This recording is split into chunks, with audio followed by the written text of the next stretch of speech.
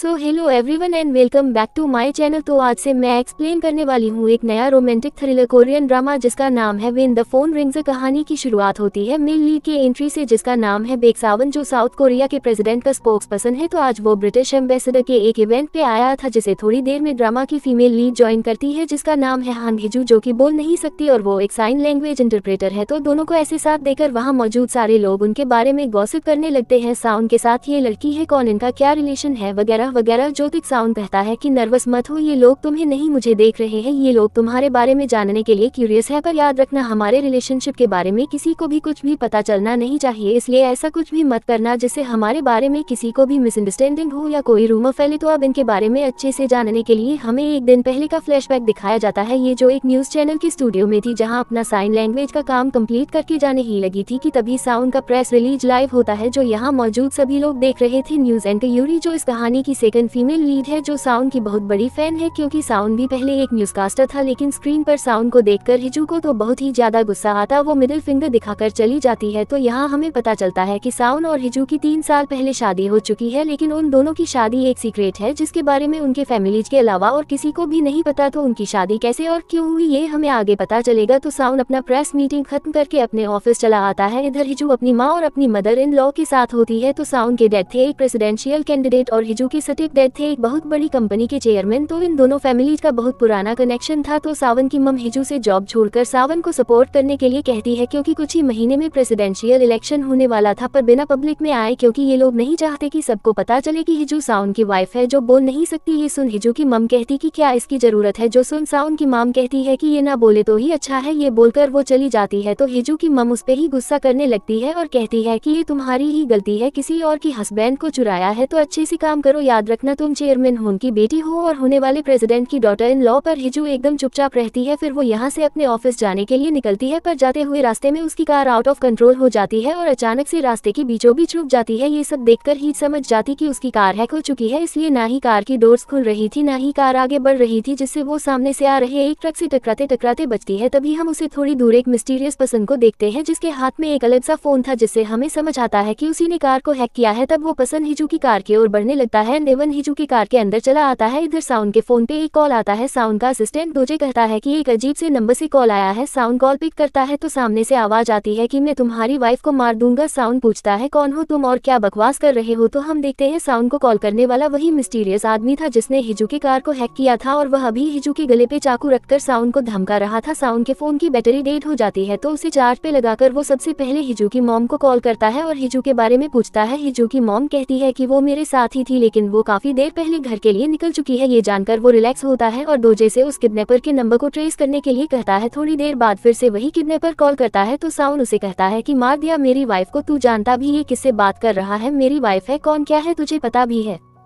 Kidnapper कहता है कि मैंने तुम्हारी वाइफ के गले पे चाकू रखा हुआ है, अगर कॉल काटा तो तेरी वाइफ का गला काट दूंगा। साउन तंग आकर कहता है कि मजाक के मोड में बिल्कुल नहीं हूँ मैं, इसलिए तुम जो भी हो ये प्रैंक कॉल करना बंद कर। किडनैपर कहता है कि मैं सच में मार दूंगा। सावन कहता है हाँ तो मार दे। कहता है अभी नहीं, अभी तो पैसों की बात करनी बाकी है। साउन कहता है तेरी जो भी डिमांड है तू करता रह, मुझे कोई फर्क नहीं पड़ता, इसलिए दोबारा कॉल मत करना। ये बोलकर कॉल काट देता है। जो सुन किडनैपर को गुस्सा आ जाता है तो कुछ वायर से हिजू का गला घोटने लगता है। कार आउट ऑफ कंट्रोल होने लगती है तो किडनैपर उसे छोड़ देता है, ना अच्छे से चलाने के लिए कहता है। देन कहता है ये मजाक नहीं है समझी ना, तो तेरा हस्बैंड इसे मजाक क्यों समझ रहा है, क्या तेरे हस्बैंड को तेरी चिंता नहीं है, मैं अभी उसे दोबारा कॉल करूंगा, अगर उसने मेरी बात नहीं मानी तो फिर तू मरने वाली है। दोबारा कॉल करता है लेकिन साउंड कॉल पिक नहीं कर रहा था तो किडनैपर गुस्से में हिजू के गर्दन पे कट मार देता है और घुसने में इधर उधर लात मारने लगता है। देन कहता है इट्स ओके, पता है ये फोन बहुत ही अलग है, इससे सिर्फ साउंड को ही कॉल किया जा सकता है और इस नंबर को वो 10 मिनट बात करने से पहले ट्रैक ही नहीं कर सकता, वॉइस मॉड्यूल ऑलवेज ऑन किया हुआ है, इसलिए मेरी आवाज वो पहचान भी नहीं पाएगा। और पता है तुम्हारी कार को मैंने पहले से ही हैक किया हुआ था, इतना सब कुछ परफेक्टली प्लान किया था, पर ये तुम्हारा कमीना हस्बैंड मेरा कॉल ही नहीं उठा रहा। फिर कॉल करता है, इस बार साउंड कॉल उठा लेता है तो किडनैपर कहता है कि मैंने कहा था ना तेरी वाइफ को मार दूंगा। तो सावन भी गुस्से में कहता है कि हाँ तो मार देना, जब वो मुर्दा लाश बन जाए तब कॉल करना। ये बोलकर फिर से कॉल काट देता है, जो देखकर किडनैपर को तो और ज्यादा गुस्सा आता है, पर साउंड की ये बात सुनकर तो हिजू को भी बहुत ज्यादा गुस्सा आता है, इसलिए वो फुल स्पीड से गाड़ी भगाने लगती है जिससे एक स्लिपरी रोड आने की वजह से उसके टायर्स फिसल जाते हैं, जिस वजह से वो किडनैपर कार के अंदर टकराकर बेहोश हो जाता है। पर सीट बेल्ट होने की वजह से हिजू सेफ होती है तो साउन अपने घर के लिए निकलता है। घर में हिजू पहले ही आ चुकी थी जो अपने इंजरी का फर्स्ट एड करती है, फिर खाना बनाकर टेबल पे रेडी करती है। थोड़ी देर बाद सावन आता है को अपने सामने देखकर रिलैक्स होता है एंड कहता है कि तुम जिंदा हो। आज मुझे किसी का प्रैंक कॉल आया था जिसने कहा वो तुम्हें मार देगा, मेरी वाइफ को मार देगा, पर तुम तो जिंदा हो। उसकी बातें सुनकर हिजू को बहुत गुस्सा आ रहा था। तभी साउन को असिस्टेंट डोजे कॉल करके बताता है कि उस नंबर को ट्रेस नहीं किया जा सकता, वो नंबर हमारे लोकल टावर्स यूज नहीं करता, पर उस नंबर का पहला 3 डिजिट 406 यूएस का एक एरिया कोड है, इसीलिए वो एक वर्चुअल फोन नंबर है जिसे सिर्फ रियल टाइम में ट्रैक किया जा सकता है। यानी वो अगर फिर से कॉल करता है और अगर वो कॉल 10 मिनट तक चलता है तभी हम उस नंबर को रियल टाइम में ट्रैक कर पाएंगे। देन वो साउन को याद दिलाता है कि कल ब्रिटिश एम्बेसडर की एक इवेंट है जहाँ एक साइन लैंग्वेज इंटरप्रेटर की जरूरत है, क्योंकि एम्बेसडर की वाइफ भी बोल और सुन नहीं सकती। तो साउन हिजू को कल तैयार रहने के लिए कहता है, क्योंकि कल वो हिजू को साइन लैंग्वेज इंटरप्रेटर के तौर पे अपने साथ ले जाएगा। पर हिजू उसके बाद का कोई रिस्पांस नहीं देती। अपने रूम में आती है तो हिजू की मॉम कॉल करती है जो हिजू को ही सुना रही थी और डांट रही थी कि अब तक तुमने अपने हस्बैंड के साथ अच्छे रिलेशन भी नहीं बनाए, जरूरत पड़े तो प्लास्टिक सर्जरी करा लो, शेप में रहो, और भी बहुत कुछ सुनाती है। तो उनकी बातें सुनकर हिजू अपने शादी के दिन को याद करती है। 3 साल पहले वो शादी के लिए तैयार होकर बैठी थी, तभी अचानक सेम कुछ डॉक्यूमेंट लेकर आया और उससे कहा कि ये वेडिंग ड्रेस तुम्हारा नहीं है, इसे उतार दो, तुम बस मेरी वाइफ की जगह ले रही हो, हमारी शादी प्राइवेट रहेगी, इसलिए तुम्हें किसी के सामने मेरी वाइफ होने की एक्टिंग करने की जरूरत नहीं पड़ेगी। जस्ट ने जो सब कुछ उतारने लग जाती है तो उसके ड्रेस उतारने से पहले साउन उसे अपना कोट पहना देता है और उसे एक मैरिज कॉन्ट्रैक्ट पे साइन करने के लिए देता है, जिसकी क्लॉज से हिजू कभी भी डिवोर्स इनिशिएटिव साउन की वाइफ के रूप में हिजू का नाम और चेहरा कभी भी पब्लिकली डिस्क्लोज नहीं किया जाएगा।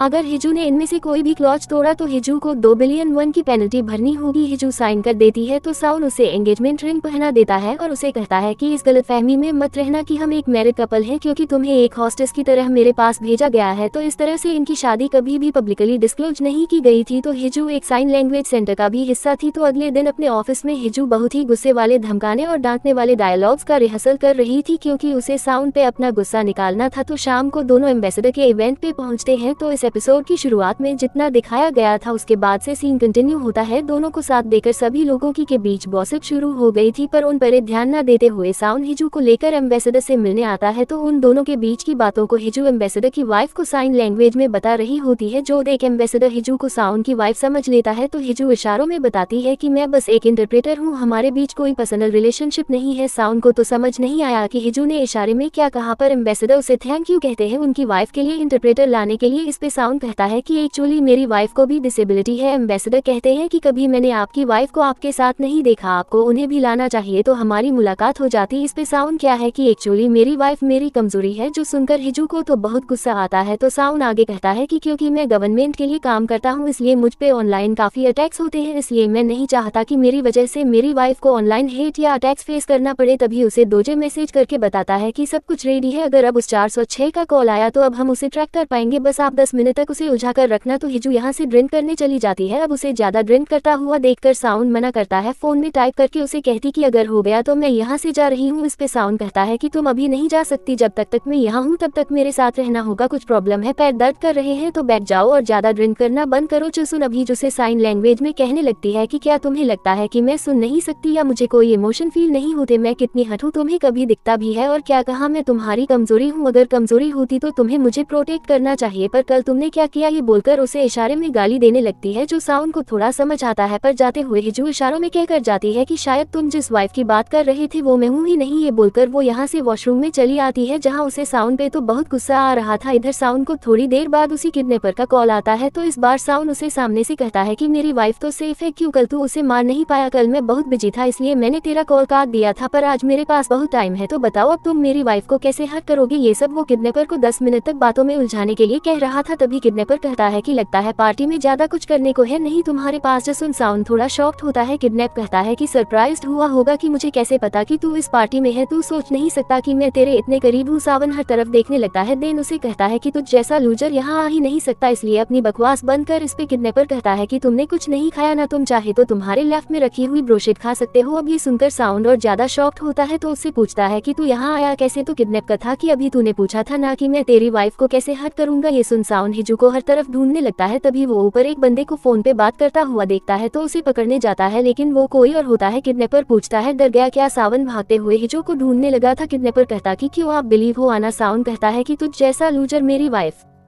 का कुछ बिगाड़ नहीं सकता, तूने मुझसे पंगा लेकर बहुत बड़ी गलती की है और वैसे भी तूने मेरी वाइफ को कभी देखा भी है क्या, पता भी है वो कौन है। तभी वो कहता है कि हंग हिजू तेरी असली वाइफ नहीं है, जिससे तेरी शादी होने वाली थी वो थी चेयरमैन हंग की बड़ी बेटी ईना, और शादी से एक दिन पहले वो भाग गई जिसके बारे में किसी को भी कुछ पता नहीं है। पर फिर तूने उसकी बहन हिजू से शादी कर ली, क्योंकि चेयरमैन हंग और तेरी फैमिली का कोई तो बहुत पुराना कनेक्शन है, जिस वजह से तुम्हें उनकी फैमिली में शादी करनी ही थी, इसलिए बड़ी वाली नहीं तो छोटी बेटी से शादी कर ली। अब ये बात बाहर आई तो कैसा रहेगा ये सब। तो उनका साउंड हैरान हो जाता है क्योंकि इस बारे में सिर्फ उन दोनों के फैमिली वालों को ही पता था। तो साउंड पूछता है कि तुझे क्या चाहिए, तो किडनैपर्स अपने डिमांड्स बताने लगता है कि सबसे पहले तुझे हिजू को छोड़ना पड़ेगा, फिर तू अपनी असली फ्रेंड्स के साथ रह सकता है, क्योंकि वैसे भी तू हिजू को पसंद नहीं करता। पर तभी रिवील होता है कि किडनैप बनकर बात करने वाली हिजू खुद थी और वो बात कर सकती है, पर इस फोन में वॉइस मॉडल ऑन था, इसलिए साउंड को हिजू की बात एक आदमी के वॉइस में सुनाई दे रही थी। तो ये किडनैपर का फोन हिजू के पास कैसे आया, ये हमें एक फ्लैशबैक के थ्रू दिखाया जाता है, जब साउंड ने तंग आकर कहा था कि मेरी वाइफ को मार दे, जब वो मुर्दा लाश बन जाएगी तब कॉल करना, ये बोलकर कॉल काट दिया था। तब हिजू को बहुत ही ज्यादा गुस्सा आया था, इसलिए वो बहुत ही तेजी से गाड़ी चला रही थी और किडनैपर को ही चिल्लाकर कह रही थी कि वापस कॉल कर उस कमीने को, मुझे भी उसे कुछ कहना है। लेकिन साउंड ने फिर कॉल ही नहीं उठाया। बस तभी आगे स्लिपरी रोड होने की वजह से हिजू की कार का एक्सीडेंट हो गया था, जिसमें वो किडनैपर बेहोश हो गया था। तभी उसका ये वाला फोन गिरा था जिसको हिजू अपने साथ लेकर आई थी। तो प्रेजेंट में हिजू कहती है कि अब बताओ, अगर तुम अपने डैड का इलेक्शन खराब नहीं करना चाहते, तुम्हारे मैरिज के सीक्रेट्स को रिवील होने से रोकना चाहते हो, तो तुम्हें हिजू को डिवोर्स देना पड़ेगा। तुम्हारे पास कल तक का टाइम है ये डिसाइड करने का, वरना तुम चाहो तो हम 2 बिलियन वन में मामला सेटल भी कर सकते हैं। ये सुन साउंड कहता है कि तुम लोग अपनी हरकतों से बाज क्यों नहीं आते, तुम शायद भूल रहे हो कि मैं हूँ कौन। तुम्हारे इन बातों को फेक न्यूज बनाना मेरे लिए इतना भी मुश्किल नहीं है। अगर तुम्हें मुझे ब्लैकमेल करना था तो मेरे बारे में थोड़ा पता कर लेता, तो जैसे कि तो मैं आंख बंद करके अरेस्ट करवा सकता हूँ। ये सुन हिजू कहती कि क्या तुम जानते हो कल मैंने तुम्हारी वाइफ के साथ क्या किया था, मैंने उसे ऑलमोस्ट मार ही दिया था। मैंने उसी की कार में उसे किडनैप किया था, वाया से उसका गला दबाया था, उसके बाल खींचे थे, उसकी गर्दन पे चाकू का कट भी मारा था। वो बेचारी इतनी डर गई थी, मैं तो उसे मारने ही जा रहा था। वो बेचारी तो अपनी जान की भीख भी नहीं मान पा रही थी, क्योंकि वो तो बोल ही नहीं सकती। फिर तुमने तो कहा कि उसे मार दो, लाश हो तभी कॉल करना। उस जीजू को तो मैं मारने ही वाला था, लेकिन उसका लक अच्छा था, स्लीपरी रोड की वजह से कार का एक्सीडेंट हो गया। पर यह सब सुनकर साहन गुस्से में सामने दीवार पे पंच मारता है और गुस्से से कहता कि अब सुन 406, मैं इससे पहले कभी भी किसी आदमी के बारे में जानने के लिए इतना क्यूरियस नहीं हुआ। मैं तुझे ढूंढ कर रहूंगा, अब मैं तुम्हें अरेस्ट नहीं